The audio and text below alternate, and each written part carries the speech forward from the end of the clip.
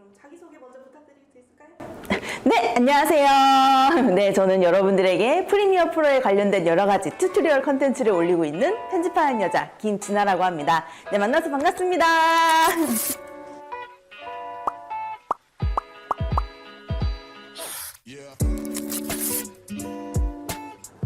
저는 되게 남들한테 저를 소개할 때 좀 부연 설명 없이 저를 좀 설명하고 싶었어요.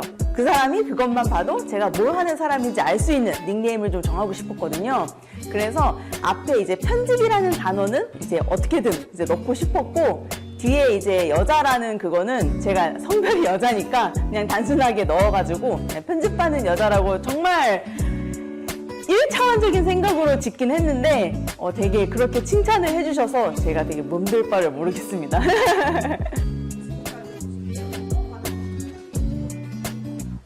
저는 처음에 이제 영상을 하고 싶었던 꿈은 없었고, 저는 원래 애니메이션을 전공을 했었어요. 그래서 대학교 때도 입시 미술을 할 때 이제 애니메이션 입시 미술을 준비를 하고, 그때는 상황 표현이라고 그래가지고 만화 한 컷을 크게 그리는 입시 미술을 했었거든요.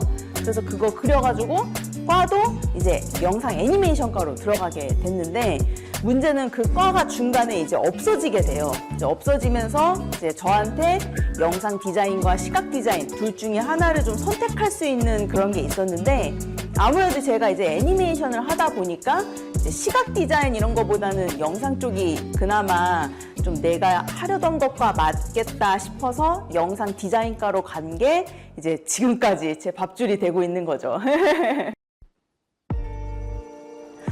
그러니까 사실 제가 실무를 좀 잘하기 위해서 제가 역량을 키운다라기보다는 실무 일을 하다 보니까 좀 자연스럽게 키워진 게 좀 더 많다는 생각이 들었어요. 그 질문을 딱 봤었을 때.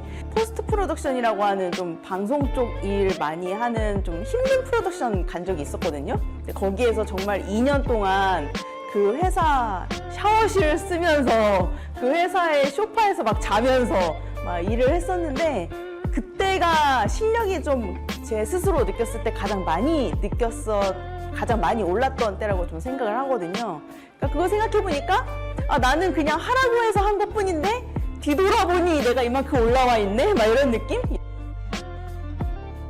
전혀 없었어요. 왜냐면 저는 원래는 제가 유튜브를 하고 싶어서 한 건 아니고, 제 직장 상사가 저한테 진아야, 너가 언제까지 회사를 다닐 수 있을 거라 생각을 하니, 나중에 너가 여기서 더 나이 먹고 더 하다 보면 너가 다니고 싶어도 못 다닌다고. 그러면은 너가 그때까지도 너가 하고 싶은 일을 하려면 너 자체가 브랜딩이 돼야 된다고 하시는 거예요. 그러면서 저한테 블로그를 먼저 해봐 이러는 거예요. 그래서 하루에 하나씩 글을 써봐라 라고 옆에서 막 하는데, 처음엔 당연히 안 썼죠. 저도 그냥 네 하고 말았는데 옆에서 계속 푸시를 하는 거예요. 썼냐 안 썼냐, 썼냐 안 썼냐 이러면서 하나 둘씩 쓰다 버릇한 게 네이버에 막 이달의 블로그 막 이런 거에 막 올라가고, 네이버 메인에도 제 블로그가 뜨고 막 이렇게 된 거예요. 열심히 하는데, 진아야 이제 블로그의 시대는 간다, 유튜브를 해야 된다 너는, 이러는 거예요. 그래서 이제 유튜브도 너무 하기 싫어, 막 찍고 이런 게 너무 싫어. 그래서 안 하고 있는데 옆에서 또 유튜브 안 하냐 막 이러는 거예요. 이것도 하긴 해야 되는데 하면서 그냥 얼굴 없이 목소리만 좀 녹음해서 하면 좀 편하겠다 싶어가지고 좀 잔머리 굴려서 한 게 이렇게까지 또 올라오게 된 거죠. 이제 AI는 좀 빼놓을 수 없는 그런 것 같긴 해요. 이미 너무 많이 깊이 들어와 버렸고, 제가 알기로는 이제 비디오 쪽, 그러니까 프리미어 프로에서 이미 나온 생성형 확장 비디오 도구가 아니라 그 외의 비디오 AI 도구가 점차 많이 나올 거라고 알고 있거든요. 이미지를 만드는 사람이 아니더라도 미드저니를 알고 있다는 건 그만큼 다른 분들이 많이 쓰고 있기 때문에 알고 있는 건데, 그런 쪽에 비디오 AI가 나오게 된다면 편집하는 사람 입장에서는 당연히 이걸 알아야 되겠죠. 어느 정도 기본기는 익혀야 그게 나왔을 때 내가 좀 빠르게 접근해서 사용을 할 수가 있게 되기 때문에, 좀 어느 정도는 손에 좀 기본기로 익히고 있을 시기를 조금 권유로 드리고 있긴 합니다.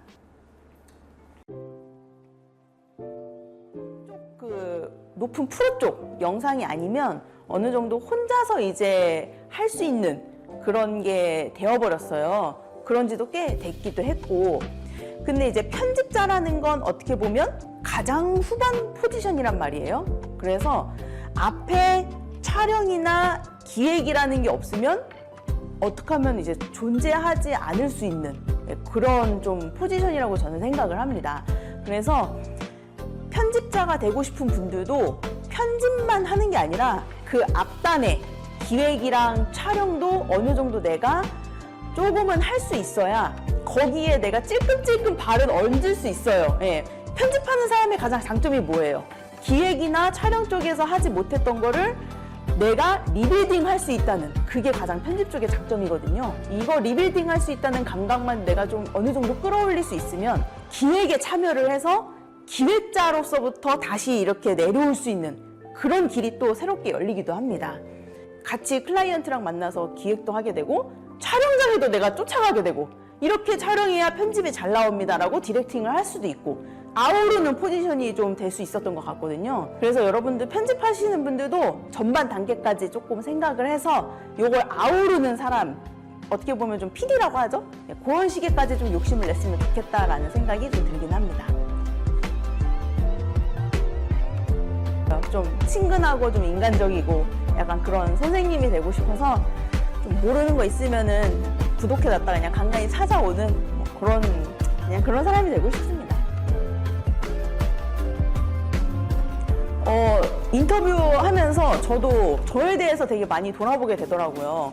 내가 어떻게 해서 그때는 남이 푸시해서 시작한 유튜브 채널이지만 뒤돌아보니까 어느 정도 내가 읽어놓은 나의 또 지분이 있잖아요. 네. 그러다 보니까 내가 이 지분을 어떻게 읽었는지 나도 조금 정리를 해서 이렇게 필요로 하시는 분들에게 알려주면 그때 그 시절의 상사분처럼 내가 어느 정도 푸시를 좀 할 수 있는 그런 좀 그래도 그런 게 될 수 있겠다 그런 생각이 또 들기도 하고 나 되게 열심히 살았다는 생각 들기도 하고 앞으로 어떻게 살면 또 이런 식으로 또 도움이 되겠다라는 또 저만의 또 목표도 생긴 것 같아서 되게 여러 가지 큰 의미가 된 그런 인터뷰인 것 같습니다. 너무 감사합니다.